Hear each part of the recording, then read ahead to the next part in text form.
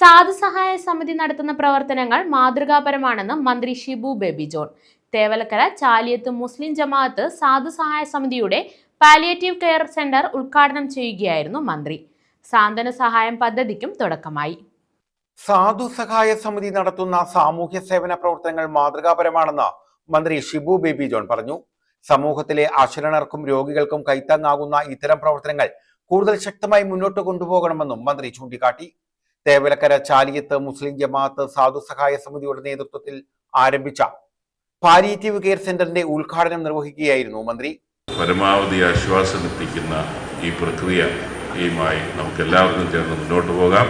ഒരിക്കൽ കൂടി ചാലിയത്ത് മുസ്ലിം ജമാഅത്തിനെ അഭിവാദ്യം ചെയ്തുകൊണ്ട് ഇതിന്റെ ഔപചാരികമായ ഉദ്ഘാടനം നിർവഹിച്ചതായി അറിയിച്ചുകൊണ്ട് നിർത്തുന്നു. നന്ദി, നമസ്കാരം. സാധുസഹായ സമിതി കൺവീനർ സലീം അധ്യക്ഷത വഹിച്ചു.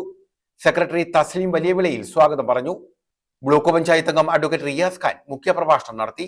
സാന്ത്വന സ്പർശം പദ്ധതി കൗൺസിൽ ചെയർമാൻ UA ബഷീർ ഉദ്ഘാടനം ചെയ്തു. മെഗാ മെഡിക്കൽ ക്യാമ്പ് ജമാഅത്ത് പ്രസിഡന്റ് സലീം പേരാട്ടും ഉദ്ഘാടനം ചെയ്തു.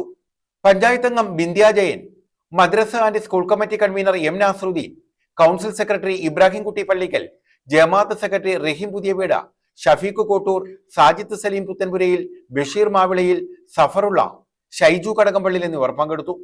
News bureau, Chavara.